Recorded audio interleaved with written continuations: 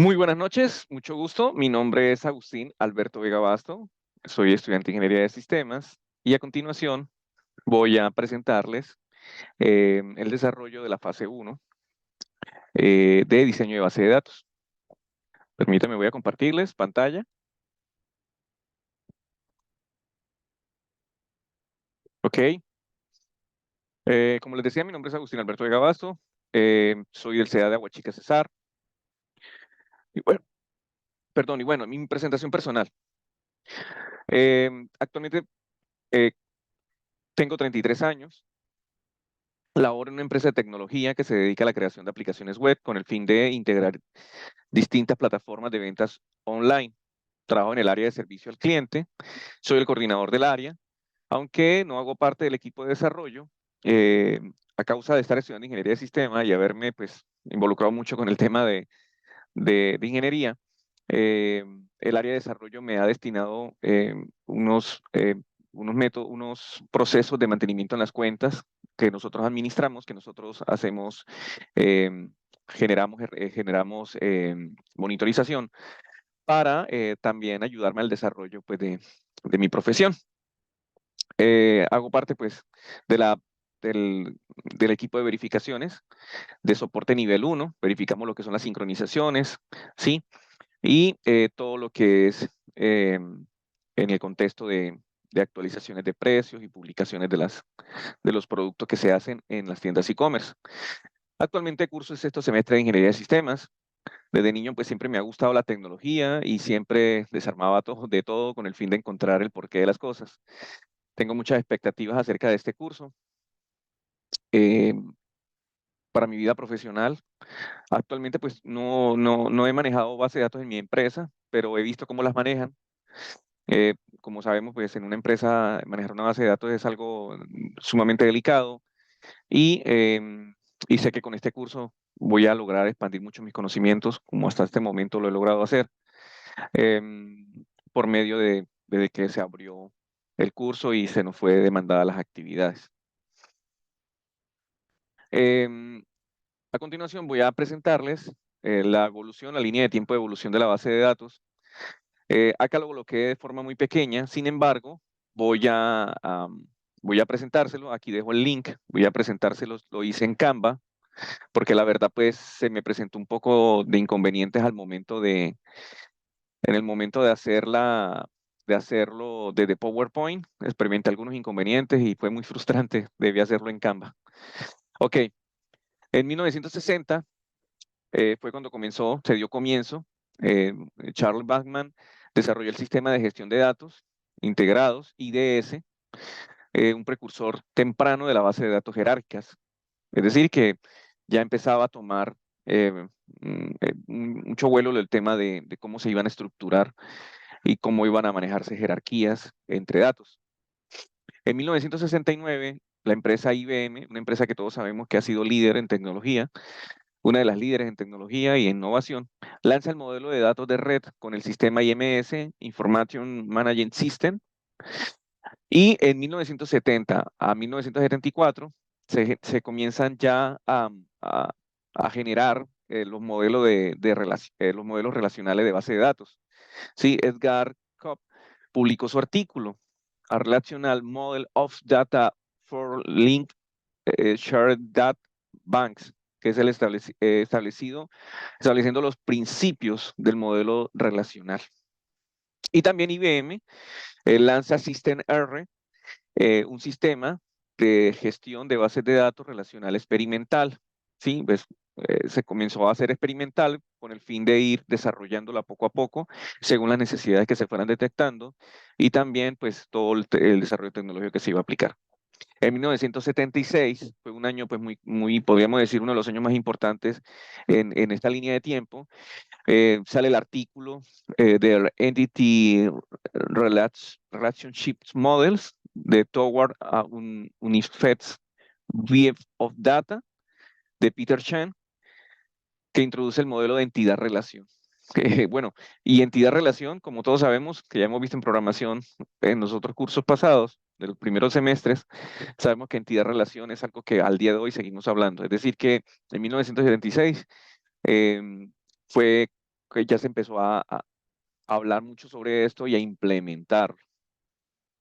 En 1981 a 1983, Oracle e IBM hicieron unos grandes avances. Oracle, por su lado, lanza su sistema de gestión de bases de datos, Oracle, y IBM lanza la conocida DB2, otro sistema de gestión de base de datos relacional.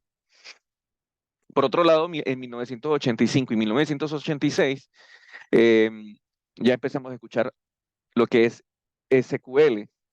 Microsoft y el consorcio ANSI. ¿Qué hicieron ellos? Microsoft, por su lado, lanzó el Microsoft SQL Server y el consorcio ANSI publica el estándar SQL 86 para el lenguaje de consulta SQL. De 1989 a 1992 ya se empieza a hablar sobre relaciones orientadas a objetos. ¿Sí? Esto pues revolucionó, todos sabemos desde el ámbito de programación, eso revolucionó la programación, la forma de cómo se programaba y también los rendimientos al momento de hacer esas programaciones e incluso hizo que muchos lenguajes de programación cambiaran su forma, su sintaxis para implementar este paradigma. Entonces, Informix introduce base de datos relacionales orientados a objetos y se publica el estándar SQL 92, es decir, un estándar actualizado, mejorado, una versión más completa y mejorada del lenguaje SQL. En 1995 a 1997 se dio el ingreso del MySQL y SQL. MySQL es una base de datos relacional de código abierto. Se lanza en su versión 1.0. Todos sabemos que la versión de código abierto o open source pueda que sea algo de que no podamos tener mucho acceso a soporte. El soporte básicamente nosotros mismos nos lo debemos dar y nosotros también participamos en el desarrollo de la evolución de esa tecnología. Y la Corporación de Ciencias de la Computación e Informática, CSLI, por sus iniciales, lanza la especificación SKML.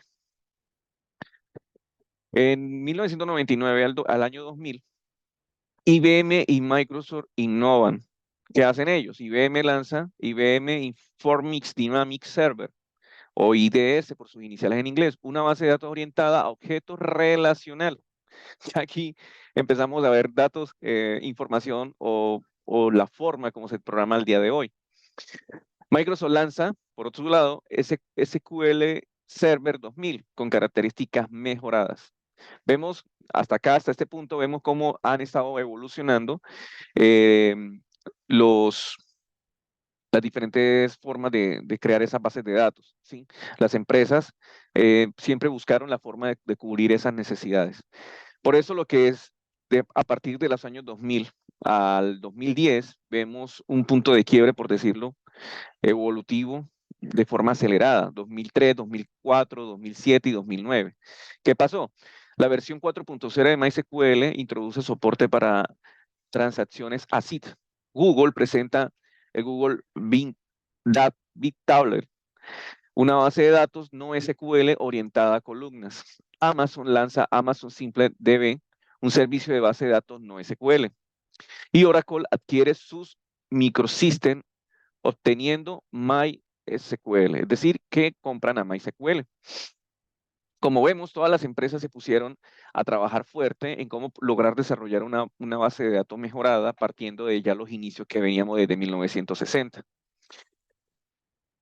Del 2010 al 2019 se mejoró lo creado, se empezó a ya optimizar lo que ya estaba creado, se dieron cuenta de que hasta donde llegó el 2010, esa estructura que se estaba manejando iba por buen camino.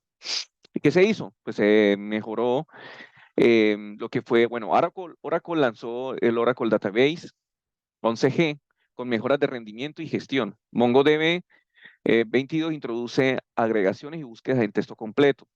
MySQL lanza MySQL 5.7 con mejoras de rendimiento y JSON, y archivos JSON o formato JSON. MongoDB 3.6 agrega compatibilidad con transacciones multidocumento. Y Para el 2019 se sigue desarrollando y popularizando la base de datos no SQL como Cassandra, Redis y Neo 4J. Para el 2023, año actual, el alcance para las empresas para el día de hoy es mucho más asequible.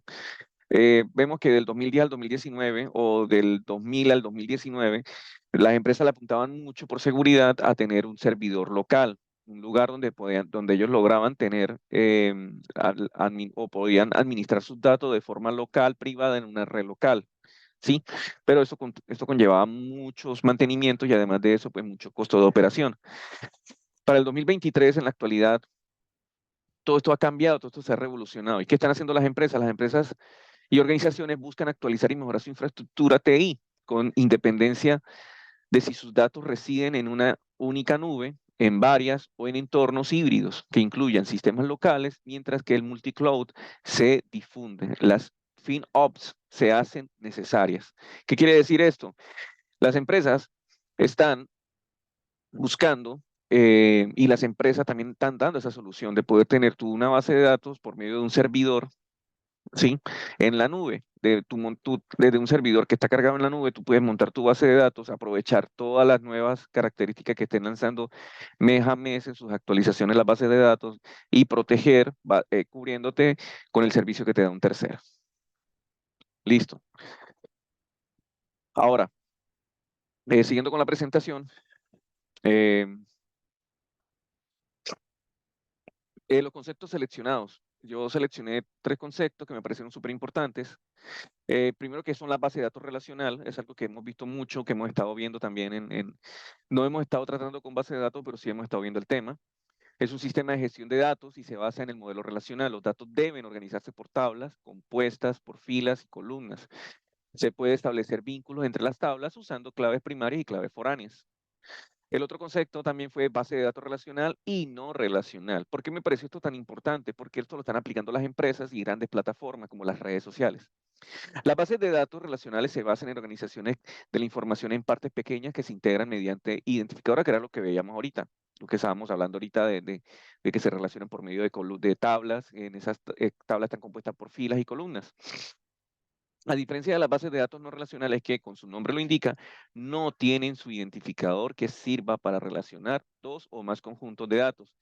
Pareciera que fuese una desventaja, pero esto permite tener una dinámica más amplia al momento de trabajar con datos muy grandes o datos que cambian de una manera muy precipitada, como en las redes sociales. Base de datos en la nube, ese es otro concepto que me llamó mucho la atención y que escogí. Es un sistema de gestión de datos el cual se ejecuta en plataforma de computación en la nube, es decir, no se aloja en un servidor local, sino que por medio de un proveedor de servicios se hace el montaje en las bases de datos con acceso a través de Internet, servidores alojados en otros países. Eso lo está haciendo mi empresa, la empresa donde yo trabajo. Bueno, no es mi empresa, yo no soy el dueño, pero soy empleado.